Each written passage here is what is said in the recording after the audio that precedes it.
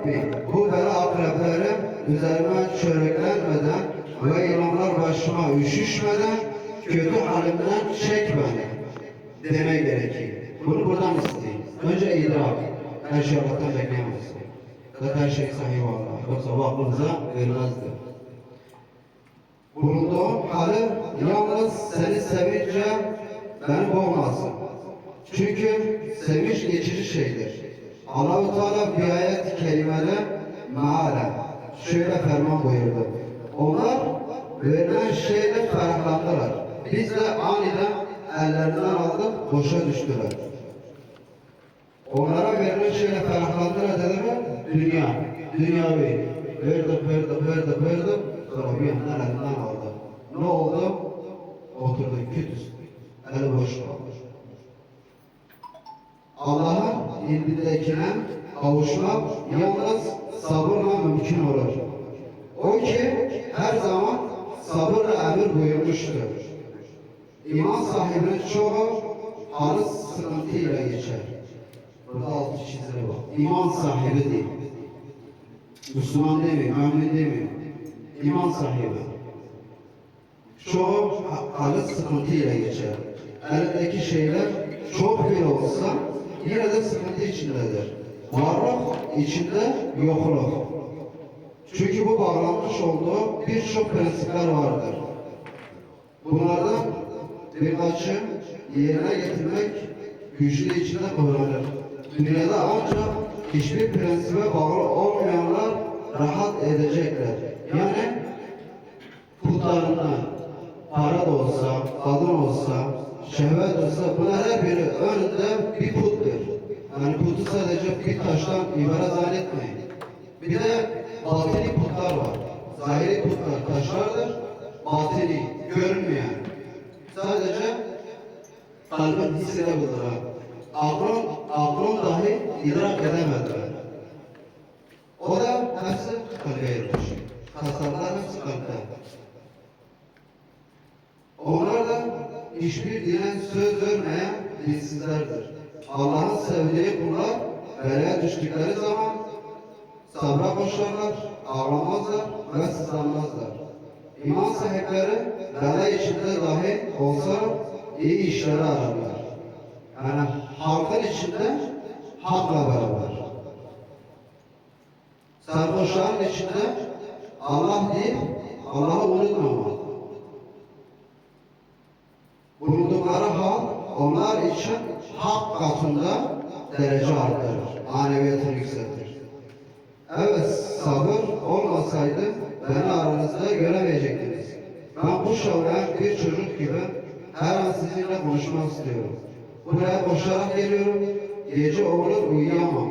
Gündüzleri bu yüzden gözlerim kapanıp durur. Ayaklarım tuzağa tutulmuş gibidir. Allah-u Teala beni sizin için bu hale getirdi. Ama yazıklar olsun ki siz bu hali anlamak istemiyorsunuz.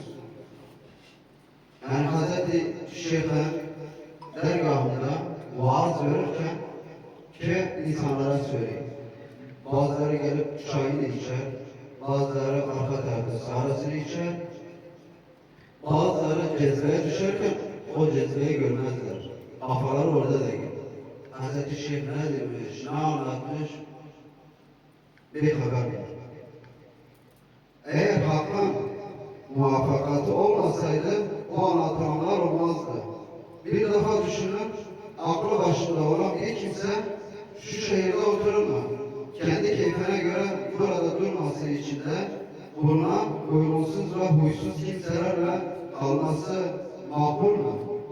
Yalan, riya ortalığı kapladı, zulüm arttı, şüpheliler şöyle dursun, haramları bile aldırmadan yapıyorlar. Hakkın nimetlerine küfür çoğaldı. Kötülere ve bir cümle kanallara yardım arttı. Çarşı pazarı zındıklar, din alay edenler, kürsülerde şaraplar içiliyor, halbuki orası hikmet kaynağı olmalı. Hikmet dediğimi Allah'ın yaratıklarının içinde o yapılan pislikleri söylüyor. Oysa ki arasam orada hikmetler var. Hikmette gel. himmet görünmüyor. Himmet görünmüyor. Hikmet ise görülebilen. Bir ağaç düşün, hakkın yarattığı ama ondan meyve gelmesi hakikat. Haktan hakikat. Bu da Risale-i Nur'da var. Çünkü Risale-i Nur ikinci basamaktır elinde. Birincisi tasavvuftur. Tasavvufu okumayan Risale-i Nur'u anlayamaz. Mümkün değil. Çünkü biri gözle görür, biri kalbi idrak ediyor. Birbirini tamamlayın. Hatta Risale-i Nur Hazreti Şeyh'in sohbetinde vardı. Sohbetinde vardı.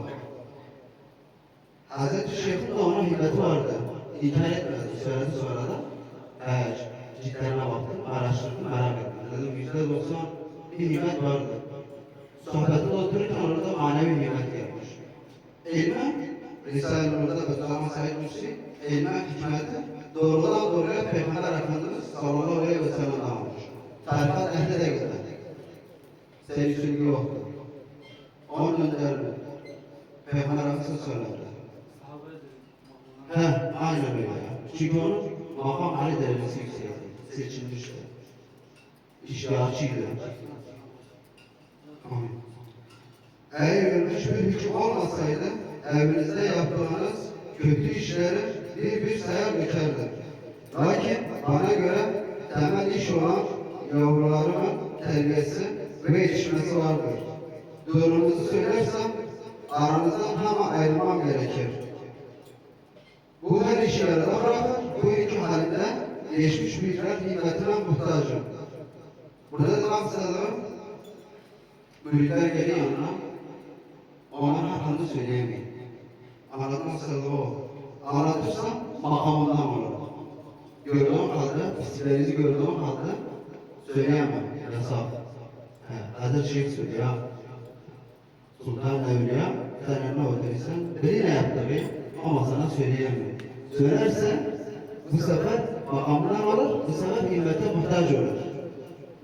O kırmızı çizgi. Bizim şeyhimiz abi sohbet verirken direkt bir kişi anlatmıyor. Ortaya at, üstüne anlat. Ortaya. Divan ortaya atayım ama de siz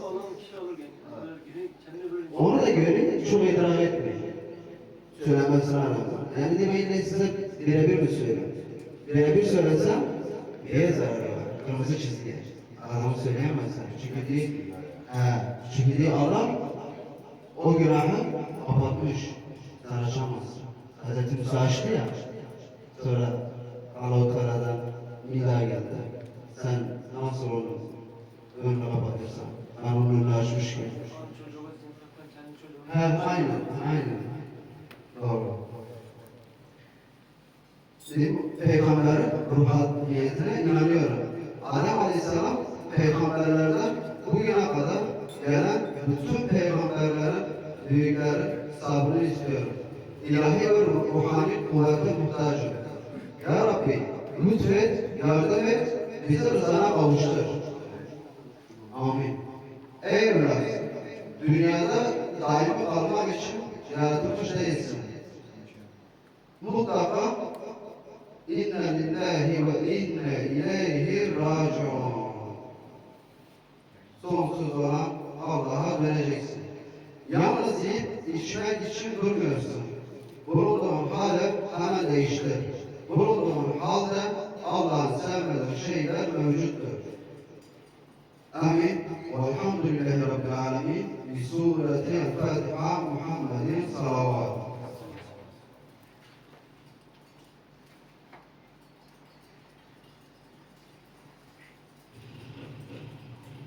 Birkaç tane var. Herkesin kafasında gidip geldi.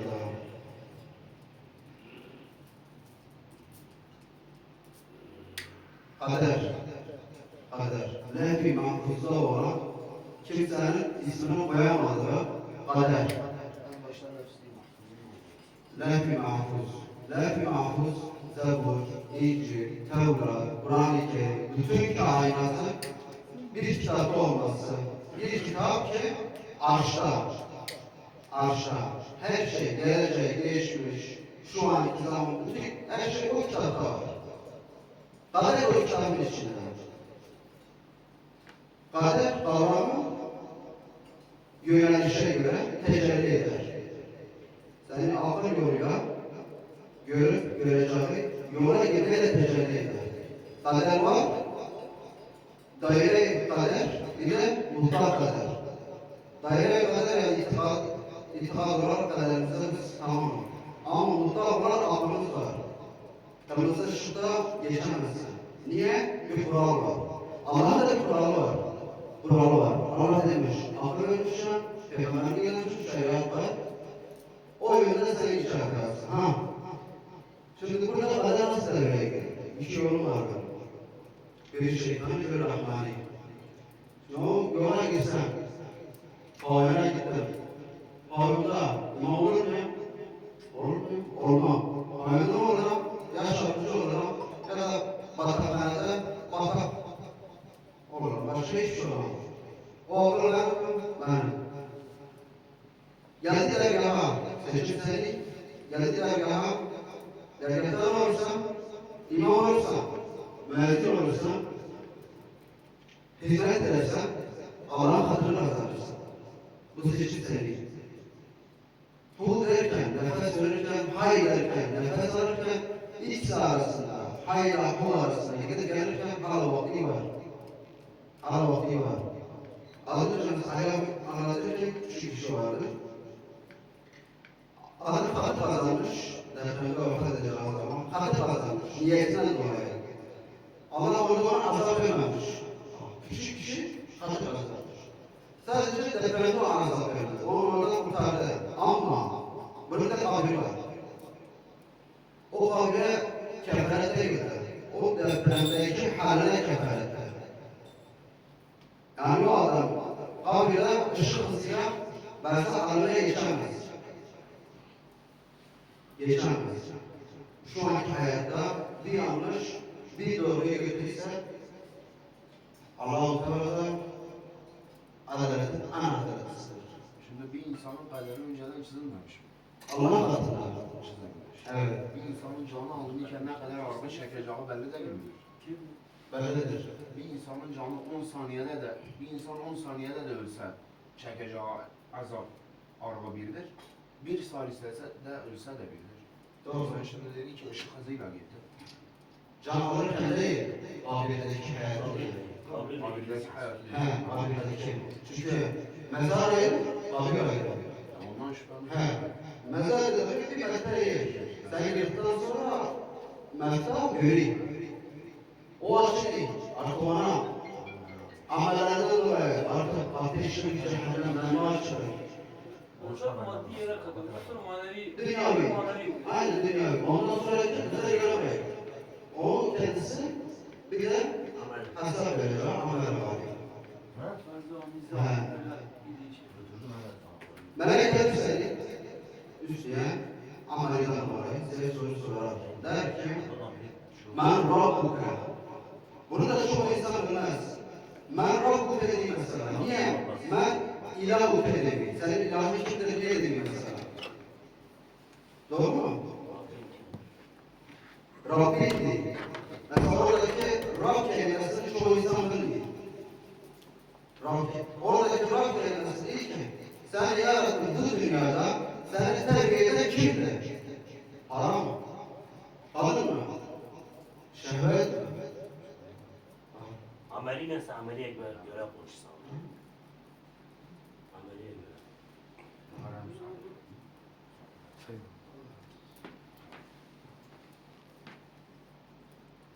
Kaderde aklında soru işareti olan var mı? Kaderle ilgili. Geçiş var. Az. Bir şey söyledim ben okudum. Tamam. Bilinmenin de ummadım. Yani Allah da bildiği için öyle olmuyor. Öyle olduğunu sadece biliyorum mesela. Sadece bir. Yani, doğru da bir temelde Evet. mesela. Her şey. Hangi gün ay tutulması olacak filan tarihte. Ama o bilim adamı ay tutulmasını bildiği için ay tutulmuyor. Zaten ay tutulacağını bildiği için. Aynen. Böyle bir temelde bu şeyde var. Bu da çok esasıdır yani. Güzel bir Allah bilgisidir yani. Allah bilir ama sana bırakmış tercihini. Ama Allah'ın yanında geçmiş gelecek kavramlar hepsi Allah'ın yanında geçersizdir. Bizim için geçer. Elbette zahir. O yüzden ise bu tercih bizde yine. Ama bu kadere bırakıp da bence bir tekrardan iyi bir şifa da verirsen Sorumluluk yani bitmiyor insanda. Allah'ın bilmesiyle. Hikmet, bir de hikmet. Hikmet, elle tutulmaz, gözle görünmez. Himmet mi? Hikmet, hikmet. Gözle göremezsin, kulakla duyamazsın. Hikmet görünmez, elle tutulmaz. Hikmet ise elle tutulur. Bir ağacın yaratılması, neticede bilim dahi 21. yüzyılda onun açıklaması mümkün değil. Mümkün değil. İlk toprak nerede geldi mümkün değil. Bulamazlar. He. Bulamazlar. Ama elle tutup bir gözle görünüyor.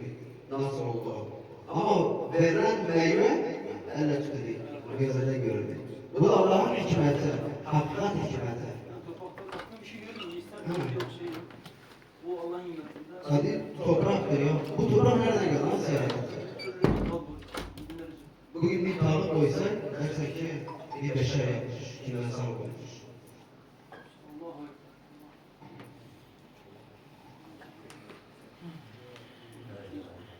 Allah'a Kur'an-ı Kerim zahir olarak 12 parça, gerçek olarak gözle görünen. Bir de batini olarak 12 parçaya ayrıldı. Ayrıldı. Şimdi bunun kanıtını isteyeceğiz. Bunun kanıtı. Bunun kanıtı İnşirah suresinde. İnşirah suresinde.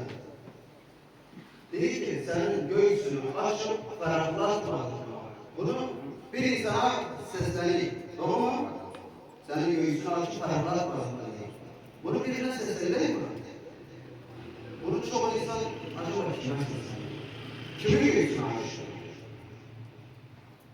Peygamber Efendimiz Muhammed Mustafa sallallahu aleyhi ve sellem doğduğu zaman bebekken yine bebekken melekler tarafından göğsü yarıldı. Göğsü yarıldı, kalbi çıkarıldı. Zemzem suyuyla, Abu Hayat suyuyla temizlendi. Bu gözle görülen, gözle görülen zahiri. Batını ise, batını çok mesela der, İnşirah suresini oku, göğsü ferahlasın. Değil mi? Ama nasıl ferahlasın bilmezsin. Bu da batın, manevi olarak, gözle görünüyor. Bu sadece bir örnekte Kur'an-ı Kerim'in 12 parçaya, zahiri 12 parça manevi. Maal isimine gidenler, maalden, Türkçe'den okuyanlar, bunun bir tarafa varması lazım. Bir şey okuysa bunun bir de manevi yolu var. Her şeyi zahiri göremezsin. Tamam diller için bilirdi, ama hangi diller için? Yaşayan diller için mi? Yoksa ölmeden önce nefsini öldürenler için mi? Oradakine tesir etmeye lazım. Yoksa mülakat bütün ayetler bile gösteriyor. Uzun yani. Yapılmış hataların insanların önüne ses çekilmesi. O zaman insan ne anlar mesela?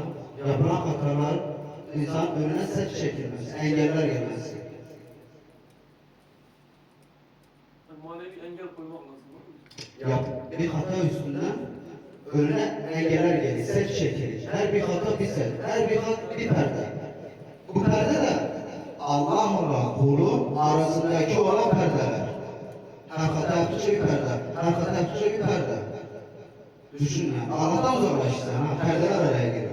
Şunu şey gibi düşün. Mesela bir buğday eksen, buğdayın ilaçlama zamanı ilacını vermediği mi size verim vermez. Sen de Allahu Teala'ya yaptığı hizmeti karşılığını görürsen veya şöyle düşün, diyelim bir hata yapışsan, olacak bir işi varsa da olmuyor. Önüne set çekilsi engel koyuyor. Öyle de düşünüyorum. Rahmetten uzak alırsan. Aynen. Adam olmuş, pisliğe bakmış. Şimdi diyeceksin ki bu adam Allah'a nasıl yaklaşıyor? Tövbesi etti, bir ses çekildi. Allahu Ekber dedi, bir ses çekildi. Namazında aksaklık yapmadı, nasuh tövbesi, samimi tövbeydi, bir ses daha çekildi. Zikirine başladı, her Allah deyişinde bir ses çekildi. Ama Allah diye ama erkekten dışarı çıkıyor. Erkekten dışarı çıkıyor. Yaptı bir hata, birini kalbine kırdı, bir ses daha geliyor. Sana Allah der, bir tane daha gel. Tam oradan çekil ama oradan gel. Dengesiz olur yani. Ha, sen bir türlü o nuru yakalayamazsın. Manevi alemde, rüya aleminde yakalayamazsın. Ki zaten dergahta dediği Allah. Dışarıda dergahta Allah demeye rağmen dışarıda bir kötü yapmışsa zaten dergahta dediği Allah'tan şüpheli. Buraya geldi ya. Buradan şüpheli bir şey. Kendiden şüpheli. İşte. Yoksa değil. Bu Ya aslında Allah'tan şeyde, samimi demişsendir. Ya Allah'tan namaza samimi. bu aslında ikinci makamda pişman olayım. Lavama, nefsi lavama. Pişman olayım, bir daha duyayım. Yok oğlum. Pişman olayım, bir daha yapayım. Değil, korkmalı değil. Tamam, bu lavama. Allah Nefsi lavamadır bu. Pişman olayım, bir daha duyayım. Nefsi makamıdır. Onun elinde olan bir şey değil. her şey nefisten geçiyor. Nefis. Nefsi lavamadır öyle. Pişman olduğu zaman her an düşebilirsin. Bir anasına dönün. Tam gitmaktan iyidir yani aslında. Düşer. Bu sefer nefsemlere düşecek. Nefsemlere pişman olmuyor. Ya, o hiç pişman olmuyor. O düz kontak. Anasını ağlatı yani ya. Söyle hakikaten. Ha düz. Gri maç ya. Gri. Sana ne vardıysa boş. Ama devamlı olan birisine Allah deyip durur. Böyle durur. Döner yani. Pişmanlık seni dinler. Ama evveledeki seni dinlemez. Gelir seni de geçer. Yani o ikinci makam yine çoğu insan gelemiyor. O badana şekli. Ama o da farkında yani. Sekarat anı, ölüm anı. Ölmeden önce öleceği an. Sekarat anı. Ölmeden gelip senin ruhunu kabz edeceği an. Yani ne adam? İblis. İblis. Oradaki seni cana alacağım melek ise bir şey yapamaz. Hiçbir şey yapamaz. O onu görevi, seni imani alacak. Varsın. İmani alacak. Elinde bir bardak su. Kıldı bir su. Ondan bir bardak su. Gelecek. Ercan. Seni uzatacak. Ama sen o susamışsın. Herkese canım. O yüzden böyle Hak böyle etti. su verirler mi? Sen Aynen. Bir bardak su. Ha, aynen. O şey oldu, yerini bulsun diye. Gerçekte o şeytanın susuzluğunu gideremez. He. O öyle gelmiş, şöyle gitmiş, yerini bulsun diye. Onunla da abdest aldırırken aslında bu ile. Susuzluğu gitsin diye de gitti. Bu büyüklerimiz sonradan öyle demiş. Aslında öyle değil. Sen abdest aldırırken adamın altına su koyamazsın ki. Ne yapacaksın? Tamam, bakacaksın ki abdest, usul abdest yerini bulsun diye. Normal şartlarda ona su içilemez zaten. Ormanlar onu alamaz. O perdeler kalkmış. onunla da bir şart. İstediğin damacana gibi boş. O da manevi sözlü olur. Manevi, aynen öyle. Şimdi manevi derken çok özür dilerim. Estağfurullah. Şeyi kestim. Şimdi kimi insan var, mesela ben gözümle gördüğüm şey, kimi insan var öldüğü zaman mesela yani bu vadesi dolmadan bir 10 saniye önce mesela benim rahmetli önerim Allah rahmet etsin. Gönül rahmet istedi. Böyle evde oturduk. Yani diyebilirim ölmana bir 15 saniye var yoktur. Dede hele bir bardak su getir diyor. Anamın adı Demi, dede Emi bir bardak su getir. Anam getirdi gene bir su verdi, yarım tane su içti dedi ya. Hani şeytan geldi. Sonra dedi hele bir çay da doldur. Bir çay doldurdu, yarım tane çay içti. Yarısını hep yarısını bile bıraktı önüne indirdi. Benim de biraz Allah rahmet etsin şeyde nasıl diyeyim. Aşırı imanladı yani. Hem yani böyle oturduğu yerde gözüyle böyle yatarak tesbih çekerdi. Öyle başı bile bir kerden gitti. Yani ben de dibinde oturuyorum. Böyle döndüm dedim. Annesiye bir şey söyleyeyim dedi. Söyle dedim. Beni öldü ya. Sen söyledi o benim şeyime geçin. Kimi insan var ölmeden önce diğer bir bardak su verdi. O su Aynen öyle. imanını şeytana teslim etmeyenler. O gördü. O şeytanı gördü. O yüzden sizden istedi. Normal şartlarda da bir imana göre tamam olmasaydı Allah o suyu istettirmezdi. Aynen öyle. Allah rahmet etsin inşallah. O zaman 2-3 gün süren var. Ben görmüşüm böyle sekarat anları bir hafta 3 gün böyle süratler göreyim yani kötü uzun sürüyor. Bir türlü ölemiyor. O da var. Ya işte o da ben bunu Ben da bir tane bir şahit yerden oldum, çok dinledim de okudum da ürkütücü diyor ki ameli kötüden ziyade bunların genelde yetim hakkı yiyenler. haram yiyenler, kul hakkı yiyenler, ondan sonra mazlumun ahını alanlar. Yani bunlar hep mesela en çok da söylenen şey büyü yapanlar. Büyü yapanlar azaplarını hem bu dünyada hem öbür dünyada çekecekler. Bu dünyada ise adım atarken değil, sürünürken azap çekecekler. Sürünürken nedir? Yani affedersen altlarına yapacaklar. Aynen öyle. Pislikleri başlarına bulanacak. Bu şekil olacak. Ben bunu iyi biliyorum. Büyü yaparlar.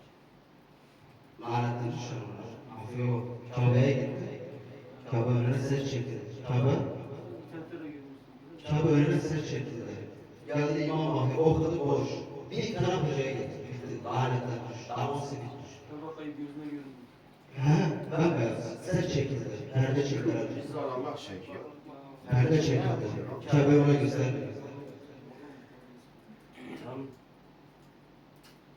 Zikrin halleri. Size lazım olan şu anki en önemli nokta burası. Zikrin halleri. Zikrin halleri. Hal yaşarsın, zikir çektiği için, virde bulandığı için, hal yaşarsınız, bunun farkında olmaz. Şimdi bu size nasıl tesir ediyor? Bu zikir size nasıl tesir ediyor? Onu açıklayacağım. Zikir, birincisi nefse. Nefse kafasına olursa, emmareden başlar, birinci basamaktan başlar. Allah, Allah, Allah, Allah, nuriyet terbiye ederse. Zikir çekmeden ona terbiye olmaz. Mümkün değil. Sen resmen yok hani ortası da yok. O nesler gelince Allah'ın zikridir. Öyle o terbiye olmaz. Vurduktan sonra o çöktü artık. Tamam durdu. Suyu doğdu ve koş. Ondan sonra yavaş yavaş kalbe işliyor. O zikrini yavaş yavaş kalbe işliyor. Ondan sonra kalbe, ondan sonra sıra, kalben hemen iki parmak yukarısında sır var. Şurada sır var. Ondan sonra ben iki parmak altında ruh var. Mızığı ruh. Ama ikinci ruh his. Birinci değil. Rüyaya görüp gittiği zaman var ya, o ikinci ruh oluyor işte. İkinci ruh. O da buradadır. Bazen zikirde buralar bir ağrır. Buralar ağrır. Şu taraf ağrır. Tamam mı? Kalpte sancı olur. Tamam mı? Zikir ehlini söylüyor. Zikirin üstüne buralar için söylüyor. Sancılar olur. Ruhun iki parmak hemen üstünde hafif, sessiz. Buradadır. Hafif, sessiz. Şurada göbekleri var ya, en büyük şeytan burada. Birincisi burada, ikincisi burada. Birincisi nefsidir, ikincisi sana yaratılan şeytan. O da nefsin içinde. İşbirlikçi, ittifak. Şeytan zaten sana düzelmez. Sana gelir, nefsine vesvese verir. Eğer nefsi terbiye olmuşsa, mümkün değil, inanmaz. Ama terbiye olmamışsa, ağlar sırtına, hadi beraber ya. O da 70 tane şeyh gelse, diğer tamam bir kişi kurtarır ama genel olarak hepsine kurtaramaz. Çünkü nefistir, şeytan öndedir. Herkesin nefsini eline alamaz. Genel olarak anlatayım, yapamaz. Nefse en çok ne zaman terbiye edersiniz? Ramazan ayında. Nefes o zaman daha çok terbiye olur. Niye? Canı bir şey ister yemezsen, orucu bozmazsa yemezsen. Nefes o zaman en çok terbiye olduğu zamandır. Yani böyle seni zorlar. Belki çalıştığı şartlara göre seni zorlar. Ya su iç, yemek ye. İşte. O zaman nefsi en güzel terbiye edeceği bir 30 gün vardır, 29 gün vardır. Onu dikkat etseniz o çok iyi. Ramazan'da çok iyi yani. Bu avamın orucu. Tarikat orucu var. Ben onu biliyorum. Bir de tarikat orucu var. Tarikat orucu tutan insanlar Ramazan o diğerleri gibi çökmezler. Sıradan bir gün düşük tutarlar. Hiç umurumda olmaz. Gider dışarıya çalışırlar. Tarikat orucu derken Ramazan orucu gibi değil. Nasıl? Çay içi, sigarasını içi. Yemek yok. Bu nefsi ayakta tutar mı? Nefsi keyfinin neşesini yerine getirir mi? Getirir mi? Getirmez. Sigara nefsin neşesini yerine getirir mi? açlık, yemek, nur gücülere neşelerine gelsin. Bak, yani kaç bırak? 2 gün. 2 gün. Biraz daha aşağı abi. Oruç tek mideye tutulmaz. Beyne bütün Gözler, Gözler dedi ya mesela, Elle, ayağa, bedenin her yeri. ağza, buruna, 12 bin hazine insan Şimdi vücut Ali tutulacak. sen dedi ya, Evet. tarikat nefsi. Şimdi tarikat nefs orucu neyse ya mesela şöyle. Çay cigardan ziyade örnek benim bir yere misafirliğe gitti. Önüne bir yemek geldi. Bu yemeğe bulgur pilavı geldi. Bulgur pilavın yanında ne yiydi? Kırmızı soda yedi. O gün o kırmızı soda yememeyi lazım. Eğer onu senin canın çok istiyse onu yememeyi lazım. Onu sen nefsi terbiye etmezsin. Onu yapmamayı lazım. Akşam gene Ramazan'a gelen iftarı açtı. İftardan sonra hemen ne geliyor? Ne yazıyor? Namussuz ne der? Doğru.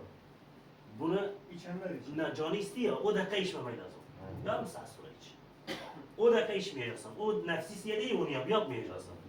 Zıt gideceksin. He. Örnek verim, ciğercinin önünden geçsen, buraya koku geliyor. Ben yine bir ciğerim. Yok yemeyeceğim. Gideceğim, 2 saat sonra gelip yiyeceğim. Şimdi yemeyeceğim. O nefsiyle terbiye edeceksin. O Ali dedi de, terkat nefsidir. Çay, cigara, açlık, yani sadece onlarla gel. Çok şeyden. Bir emlak birisi de balık süt canı çekiyorsunuz. Onu demek içmeyeceğim senden. Ha. Nerede gidiyor Ha, mesela? aynen. Nefsi nasıl terbiye ediyor? Aynen. Mesela orada aslında. Yemek yemeyen adam için hayvan orucu verebilir. Sadece yarım gün. Bu kadar yiyeceksen gün boyu hiçbir şey yemeyeceksin. Alışın. Hiç kimse demezsin. Doğal zorlanıyor. Alışın. Alışın. Biz de önce ilk yazımızda sohbet dönem vardı. Allah rahmet etsin. Dedim acaba nasıl oluyor? Üstüne almaya başladı. Üstüne almaya başladı. Yaşamadan anlayamazsın. Bir şeyi anlayabilmek için yaşamaya lazım. Ben Ercan'a anlattım, tamam ama şimdi Ercan diyeceğim ki, baba, anlatamam mı? Nasıl yiyeyim? Ben bunu anlamam lazım. Bir yere hiç gelme ya. Ya sabır. Ben bunu anlamam lazım. Bir de şimdi şöyle bir şey var. Mesela Ha, bu adama bir göbekle bu adama yemek yemediğini anlatamaz.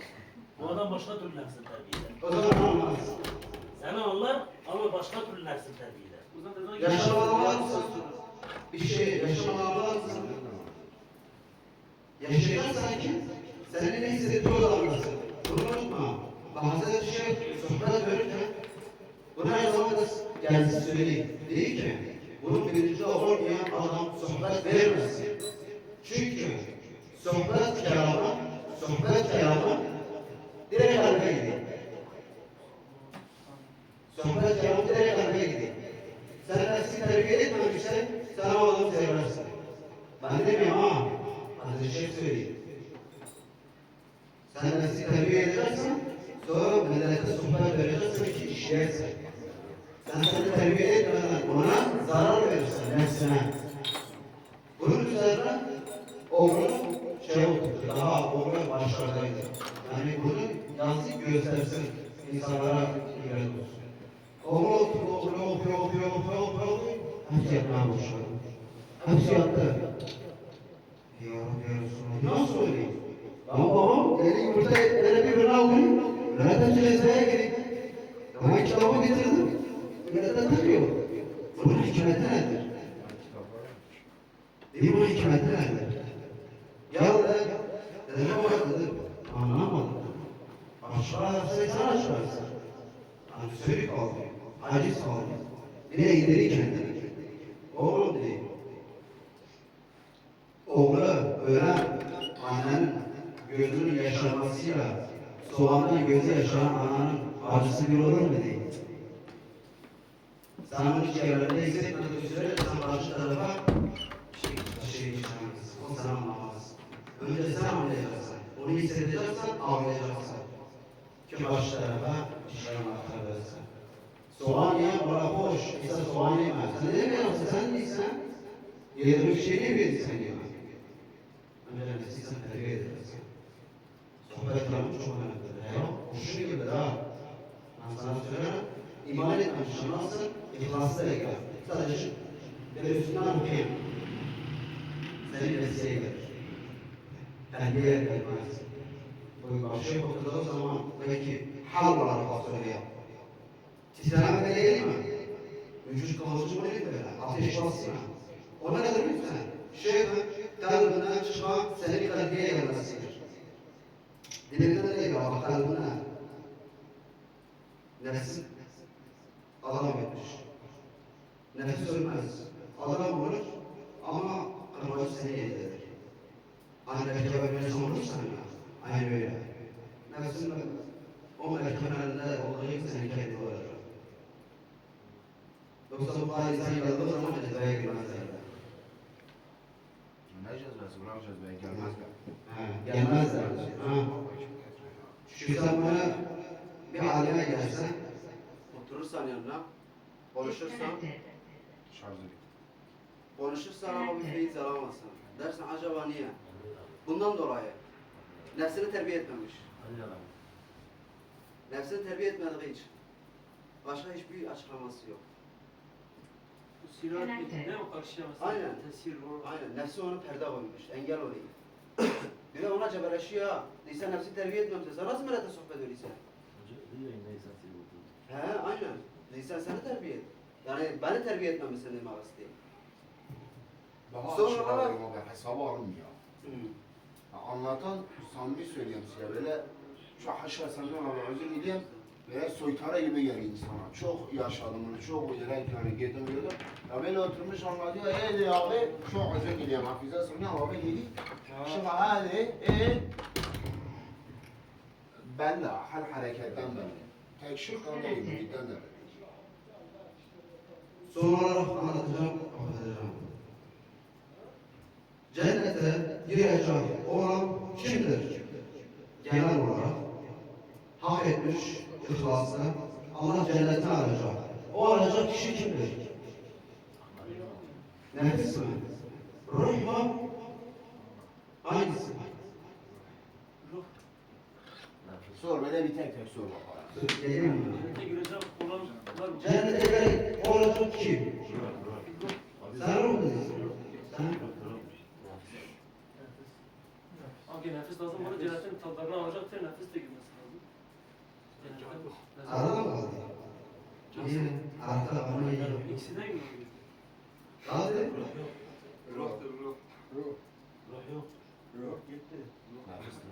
Cennette şimdi lezzetler var. Nefis yoksa lezzetler var. Kim gelir? Bir kişi gelir. Bir kişi gelir. Hangisi? İkisinden birisi olmaz. Arada mı kaldı? Tamam. Arada. Tadına bakmayacağım sadece. İşte diyorum olmaz. Niye ruh? Terbiye olan girer abi. Açmama isteyeceğim şunu hepsini.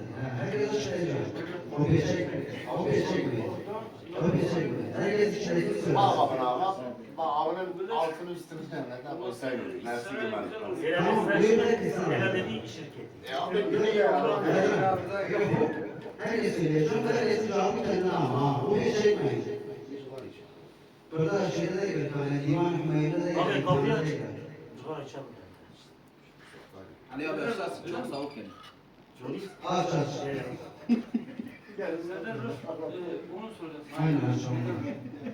Şimdi ben ölüm bedenedir, mevt de ruhadır. Yani ölüm bedenedir, ruh ölmediği için aklımda kalmış. Yani ruh bakidir diyebiliyor. Baki olan şeyler cennet de baki, onu bağdaştırdım. Ama ben dediği ruha dediği. İşte mevt, ölüm olan şey ebadır bedene, ikisi de aynı aslında. Tamam ben ruha diye ya. Sen ruha Mevt, öldürdün. pardon, mevt bedenedir. Ruh ölüyor, ruh alıp gidilecek diyebiliyor. Başka Nereye gidiyor? Allah'ın katına çıkıyor işte. Ruhun suçu ne oldu? Ruh bir boş torba var ya. Boş torba gibi düşün. Onu taşıyan biri var. Beden mi? Dertten kol yağdırlar. Benden aldı ya. Neden mezarda mı? Nefis de orada çıkıyor. Nereye gidiyor? Nefes senden her yere gelir. Tamam dur gelin. Aynen bir şarkı Bize olmaz. kadar gelmiyor. Tamam ben Nefes senden her yere kadar Şekil gelmezse. yola çıktım, ruh da baktım. Yani de vakit ikisi. Tamam geleceğim şimdi. Seninki? Bana evden kopya aldım, verdim. Ona dedim size bana söylemiş. Senin arada var. Nefes senle her yere gelmezse cennetteki meyvenin tadını Tamam alamazsın. dedim ama az önce abi. Şey geçti bir. Cennetteki meyvenin tadını alamazsın. Ruh dedi. Nefes senden her yere gelmezse cehennemin ateşinin tadını alamazsın. Her yere gelsen de. Şimdi dışarıda aklımda. Ceza, nefes her şeyi sana nefes yaptırdığı için nefes ateşe de giren var, cennete de giren var. Bana göre. İyi mi kötü mü? Kötü kararı geldi. Nefis iyi mi kötü mü? Nefis iyi kullanırsa iyi, kötü kullanırsa kötüdür. Mahmut abi aldı. Tamam. Sen nereye kattın? Yok, gerçekten söylüyorum. Allah ben de Burada şey değil, böyle küçük şeyler bir durum yok. Hayır, sohbet. Sohbet yok, sıkıntı yok. Yani Sen nefes dedin. evet doğru. Niye ama? Nefis dedim. Nedir? Azhan Rabbin de dediği gibi sigara içecek, bekledik, nefsimizi körelttik, içmedik. Mesela. Bunun gibi nefis kurbanları da önümüzde yandırdı, biz de yandırmak zorunda. 45 dakikadır yandırmam. Doğru mu? Ben diyorum seni. Seninki abi var mı? Valla nacizane Yoksa sıkıştırmayacağım. Hazreti Adem ilk yaratıldığı zaman elmayı sevmesinin sebebi nefsi vardı kendisinde. Çok güzel. O zaman da cennetin içindedir. Çok güzel. Ama nefis bizden cennete gelecek. Diye göre nefis dememin sebebi budur. Seninki de bir bakış açısı. Sağ olasın, Allah razı olsun. Hani dünya hayatında iyiliğe kötülüğe seni yani yönelten bir güç, nefis. Aslında onu seni yönetmek lazım. İşte o mesela öbür dünyada sen ahiretiye ona hazırlık yapsan bu şeyden. Sen söylediğini söyle. İşte ben onu söylüyorum. Genel olarak iyiliğe kötülüğe seni yöneten bir güç. O güçten sen karşı karşıya kalırsan ömrü hayatı boyunca. Bu hareket. Evet. Yani o savaşı yapsan ha, ömür boyunca o nefis savaşı yapsan. Ruh sarı taşı. Allah'ın sarı taşı. Sen terbiye etmesi o sırra vakı olamazsın. Ben mi? Evet. Tamam. Utanmaktan da düşünmem lazım. Evet, tamam. Bekle geliyor. Abi ruhtur, bedenin yeryüzünde kalmanın nefsin de amel üzerinden gitmağından ötürü ruh içeriye girer. Nefis. Arka bakıştan mı? Yok. Nefis. Yani nefis yaptıklarıyla ötürü hesaba çekildiği için nefis bir kenara indirir, ruh onun bedelidir. İyi ya da kötü. Ben bildiğim de yani hep söylediklerine göre ruhumuz gidiyor. Nefis kalıyor kabirde. Her şey kabirde kalıyor sonra ruh gidiyor ben bildiğim. Nefis var mı? Benim bildiğim. Ama yani Ruh senden cennet ve cehennem kapısına kadar gelir. Benim bildiğim. İçeriye senden sadece nefsi girecek. Ruhu gelmez. Mesela Hafta almıştı. Sezen Aksu'nun şarkısını Abi söyle. ben terbiye olan girer. Ruha terbiye edemem. Tamam. Bu kadar. Tamam. Şimdi genel olarak alacağım. Birisi tam üstüne vurdu, biri kafa attı, biri ucundan tuttu. Çok güzel ama. Yine hoş. Çoğu insan mesela bu kadarını da yapar yani. Doğru cevap nefis de. Nefis de. Çünkü Allah kendi sırrından ruha verdi. Nefse vermedi. Lahut aleminde giydirdikten sonra berzah alemine geçişini yaptı. Yani قَالُوا بَلَا بِرَبِّكُمْ günah. Ruhlar alemi. Bizler hepimiz oradaydık. Sıraya dizilmişler. Namazda 2 secde var. O ve buraya getiren. Burada açacağım. Allah emretti. Dedi ki ben sizin Rabbiniz değilim miyim?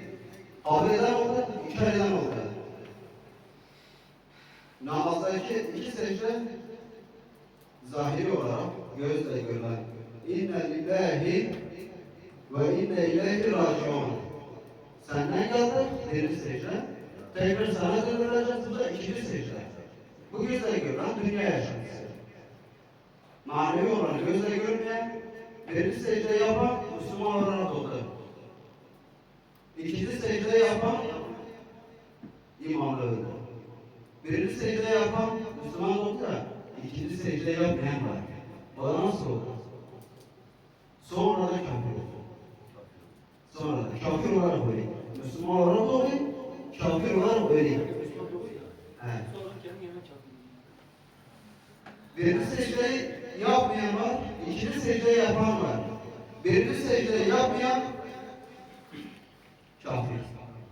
İkinci secdeyi yaptığı için sonradan Müslüman olup, iman edip, iman üzere gidiyor. Şu anki Avrupa'daki manevi olarak yok. Batıdan güneş oluyor. Tam da bu. Avrupalılar Müslümanlaşıp ikinci secdeyi orada yapıyor. Kimisi de ikinci secdeye birbirine ikisini birden yapıyor. Müslüman olarak da çok şükür, elhamdülillah. Eğer öyle vefat ederse ikinci secdeyi yapmışsan günahdır. Yapmışsan günahdır. İkinci secde çok önemli. Birinize dönme ihtimali çok yüksek. Bu ikinci Ama secde ikincisinin insanoğlunun elinde olan bir şey. önemlisi. Yani insanoğlunun elinde olan bir şey. Önemlisi. Çok Biraz önemli daha bir şey. nasipten koyduk. Peki, Nasip başka bir şey. Nasip çok Nasip. farklı bir şey. Ruh mutabele yapmasa Meselesi abi. Sizi yedim. Ölümü rahmet tadacak, nefes mi tadacak? Nefes. Nefes. Niye nefes alabilirsin? Çünkü ruh bir canlı değil. Nefis bir canlıdır. Şöyle bu kadar. Bir kurşuktur. Külliyatına bak. Hazreti Şeyh'ten örneğe göre tam bitti derken halvetteydi, bitti dedi artık. Şuradan düştü kurtarına. Nefsi düştü. Kalktı, almadı. Sırtını döndü gidecek. Nida geldi. Ya Abdülkadir, rahmetullahi aleyh. Dön dedi, nefsini al dedi. Nefsini bırakma dedi. O sana lazımdır. Sen onu direkt olarak kullanacaksın, cennetine öyle geleceksin. Aldı nefsini hemen, alnın ortasına koydu. Küçük bu kadar kuş. Fazla büyük değil. Sadece canlıdır. Canlı. Aldı nefsin ortasına, iki başın arkasına koydu. İki başın ortası. Namaz kılıyor, Allahu Ekber diye secdeye giriyor. İnsan ona mesela o secde ettiği zaman diyor ya, niye? Namaz müminin miracıdır. Müslüman değil mi mesela? Müminin miracıdır değil. Bunu çok ifade etmişsindir. Müminin miracıdır değil. Peygamber Efendimiz sallallahu aleyhi ve sellem miraca çıktığı zaman Sidre-i Müntaha vardı. Sidre durak, son durak. Kimin için? Cebrail aleyhisselam için. Bütün işi mahluklar buraya geçemedi. Makam olarak geçemedi, yasak. Bir de Peygamber Efendimiz sallallahu aleyhi ve sellem'in makamı var. O geçebilirdi. Gitti, Kabe-i Kavse'yi gider. Kur'an-ı Kerim'de var. İsra'da var. Kabe-i Kavse'yi gider. Kabe-i Kavse 2 yay ortası. Önünde küçük bir perde var. Kalp-i hissetsen. Görüntü yok, kalp-i hissetsen. Kalp görüyor onu. Kalpte çünkü göz var, aklı var. Biz 4 ulaşıyor. 7 mahallesi var. 7 mahallesi de zaten makamın nefs-i ameler devamı. Ona basmaklar var. Dedi ki ne zaman secde eder, bu iki baş var ya, iki baş. Burası Kabe-i Kavse'yidir. Bu bir gerçektir. Çoğu insan bunu bilmez. Ama bunu bilincinde olarak Allahu Ekber bir secdeye gittiği zaman var ya, oradaki ruhaniyet var ya çok farklı oluyor, tadını alırsan, lezzetini alırsan. Ama taklit yaptığı zaman Allahu Ekber, Allahu Ekber. Niye? Ey baba yapmış devam edeyim. Ama şimdi bunu size söyledim ya, eve gitti ya, secde ettiği zaman senin aklına gelecek. Sen belki orada o gece arası bir titreme gelirsin, bir cezbahliğe gelir. Abi Kavse'ndesin. 2 ay ortası var ya burası. Şimdi diyeceksin, Peygamber Aleyhisselam'dan önce insanoğlu vardı, ruhkaçlar da vardı. Değil mi? Secde de vardı. Bu ne demek oluyor? Demek ki Lehv-i Mahfuz'da var. Büyük kitapta bunlar var. Büyük kitabı var ya, kainatın olduğu kitap. Bak sonra da olacak şey çıktı. Lehv-i Mahfuz'da var. Çünkü bizim başımız var zaten. Biz zaten secde ettik. Hazreti Musa zamanında, Hazreti İbrahim zamanında secde ettik. Gece yarısı secde ettik. Başımız vardı. Kabe Kavse'ye gitti. Ondan sonra baktı, sadece ama bize. Peygamber Efendimiz sallallahu aleyhi ve sellem'in ümmetine özel. Ümmetine özel. Amin. Velhamdülillahi Rabbil alemin. Suret El-Fatiha Muhammedin salavat.